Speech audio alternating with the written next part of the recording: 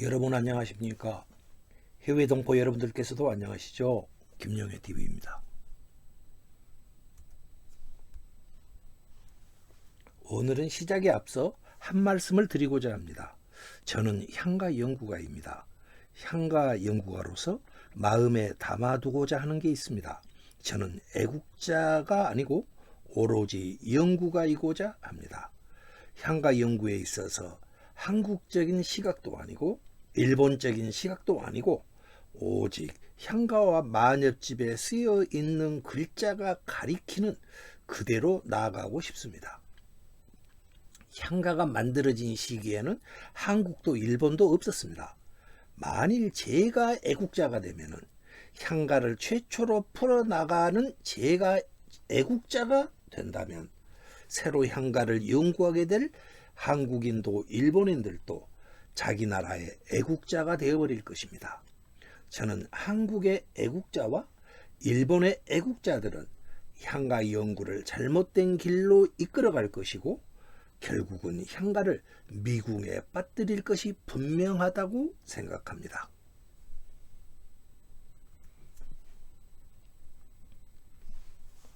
백제 파병을 결단했던 외국의 제명천왕이 후쿠오카 파병군 본영에서 사망했습니다. 제명천왕은 망해가는 백제의 구원의 손길을 내밀어준 여인이었습니다. 그녀의 유언이 만엽집 12번가였습니다. 제명천왕은 좌측의 빨간색 원 안 후쿠오카 조창 귤광정에서 사망했습니다.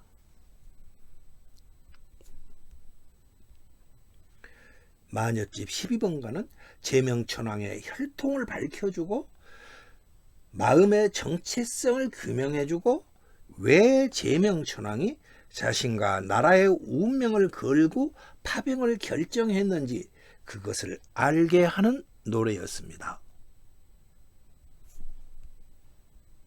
그래서 12번가는 고대 한일 관계를 연구하시거나 문학적인 글을 쓰는 모든 사람들이 반드시 참고해야 할 작품이라고 저는 생각합니다. 12번가는 너무도 중요한 작품이기 때문에 내밀한 이야기를 알기 위해서 한 단계 더 깊숙하고 세밀하게 향가를 풀어보도록 하겠습니다. 마음을 열어주시고 백제를 사랑했던 제명천왕이 죽음을 앞두고 이야기하고자 했던 것에 귀 기울여 주시기를 부탁드립니다. 김영애 TV는 향가로서 우리 역사의 진실을 추적하고자 하는 TV입니다. 구독과 좋아요로 응원 부탁드리겠습니다. 후원도 부탁드립니다. 12번가의 원문입니다. 모두 22글자의 향가입니다. 길지 않은 노래입니다. 만들어진 시기는 661년이었고 만들어진 장소는 부산의 맞은편 후쿠오카의 조창 귤광정 궁이었습니다. 두 번째 네 글자와 세 번째 구절 9글자가 5글자 모두 합해서 9글자가 외국 황실의 혈통과 백제 구원군 파병의 이유를 말해주고 있는 구절입니다. 이 두 구절만 잘 이해하셔도 한일 고대사의 안개가 상당 부분 거치게 될 것입니다. 그렇기 때문에 천금보다도 더 소중한 글자들입니다. 두 번째 구절 보십시오. 두 번째 구절에 있는 야도 파견 이 네 글자를 풀어보겠습니다. 첫 글자인 야는 우리가 잘 아는 들입니다. 들판 할 때 야, 들야. 도는 섬도자입니다. 몇산자 변이 좌측에 붙어 있죠. 들과 섬이라는 글자를 나란히 늘어놓고 있습니다. 들과 섬은 서로 의미의 맥락이 연결되지 않는 구절인데 두 글자를 나란히 마치 이렇게 나란히 써놨습니다. 여기에서 잘 아시다시피 일본의 외국이라는 나라는 섬나라입니다. 여기에서 나오는 섬이라는 섬도자는 작은 조그만 하나의 섬을 말하는 것이 아니고 섬나라 외국을 말하고 있다고 보아야 할 것입니다.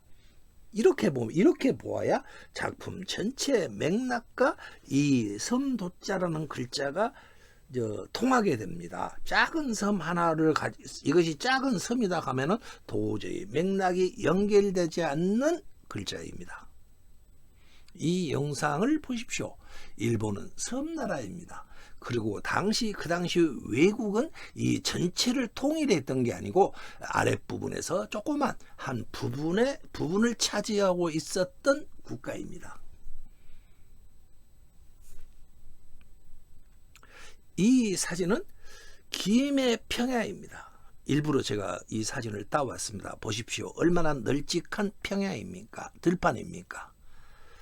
이것이 항공사진으로 찍은 김제 평야입니다.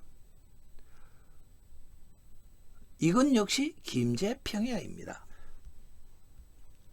여기서 야도에서 도라는 글자가 섬나라 외국이라고 했지 않습니까? 그렇다면은 야도 할 때 도가 섬이니까 야도 대구 관계로 보아서 나라를 뜻해야 할 것입니다. 그렇다면 들을 나라라고 하고 있거든요. 그 나라가 어디일까요? 고구려 백제 신라 외국 중에서 들판으로 특징 지어지는 나라는 아마도 백제를 말할 것입니다. 앞에 제가 사진들을 보여드렸죠. 백제 영토였던 김제평야의 사진들입니다. 섬나라 외국 사람들이 백제에 와서 이 들판을 보고 어떻게 생각했을까요? 거대한 들판이 아니었겠습니까? 그래서 아마도 백제를 들판의 나라라고 상징했을 것입니다. 지금도 우리는 사우디아라비아를 열사의 나라, 뜨거운 모래의 나라라고 하지 않습니까? 그와 마찬가지로 그 당시 사람들, 특히 외국의 사람들은 백제를 들판의 나라라고 불렀을 것입니다. 야도라는 두 글자는 백제와 외국이었던 것입니다. 야도라고 하여 백제와 외국을 하나의 세트로 나열하고 있습니다. 대꾸로 나열하고 있습니다. 그런데 여기에서 백제를 외국의 앞에 두고 있습니다. 두 나라 중 우선순위가 백제에 있었던 것입니다. 즉 백제가 앞이고 외국이 뒤, 크고 강한 나라를 보통 우리는 앞에 둡니다.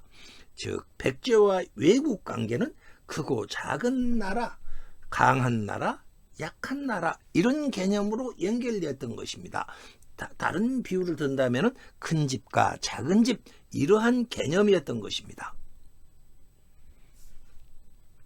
야도, 이 야도를 제가 풀면서 야도는 백제와 외국의 관계를 말한다. 크고 작은 관계를 말한다. 큰 집과 작은 집을 말한다. 이렇게 말을 했습니다. 앞에 제가 말씀드렸죠. 저는 애국자 김영애가 아니고 오로지 글자가 가리키는 대로 냉정하게 가고 싶다고 했습니다. 여기서 제가 만일에 일본 사람들이 저를 대한민국의 저 사람은 애국자야 이렇게 느끼는 순간에 일본인들도 앞으로 향가를 풀면서 스스로 애국자가 되어서 야도 이 두 글자를 백제와 외국이라는 관계로 해석하지 아니하고 전혀 다른 뜻으로 풀어버릴 가능성이 있습니다. 그런 위험성이 있습니다. 저에게 애국을 요구하시지 말고 시청자 여러분들께서는 오로지 글자 그대로 나가달라. 당신은 절대로 애국자가 되면 안 된다. 그렇게 말씀해 주시기를 희망합니다. 그 야도 파견, 아까 두 번째 그 중에서 야도는 풀었고요. 파라는 글자가 뭔지를 보겠습니다. 파라는 글자는 우리 소위 말하는 파도 아닙니까? 파도에는 요동치다 파입니다. 백제와 외국에 큰 파도가 밀려왔다. 풍파가 덮쳐왔다. 요동을 치고 있다. 큰 난리가 났다. 이런 뜻이 될 것입니다. 이때 우리는 이 파를 큰 욕이라든가 풍파라고 있는데 이것은 무엇이었을까요? 신라와 당나라가 백제를 기습 공격을 했고 거기에 따라서 백제가 난리가 났다. 그 말이 되겠습니다. 그런데 여기서 그 뒷글자 잠시 있다가 설명드리기로 하고 뒷글자 견을 보아주십시오. 이것을 견을 두 가지로 사전을 찾아보면 보다 이런 뜻만이 있는 게 아닙니다. 여러 가지 뜻이 있는데요. 그 중에 견은 무엇인가 변을 당하다 견.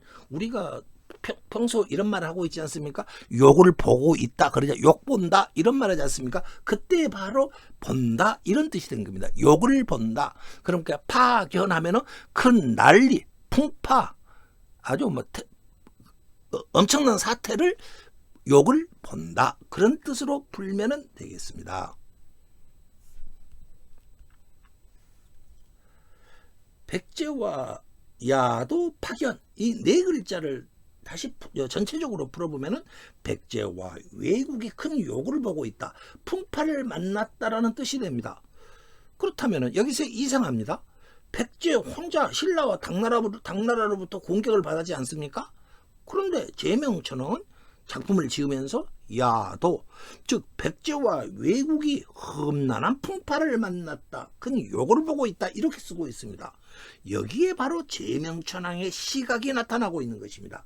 백제와 외국을 운명 공동체로 보고 있었다는 사실을 알 수가 있습니다. 확 무엇인가가 느껴지시죠? 제명이라는 여인의 시각에 심상치 않은 역사에 그 무엇인가가 있는 게 느껴지시면 됩니다.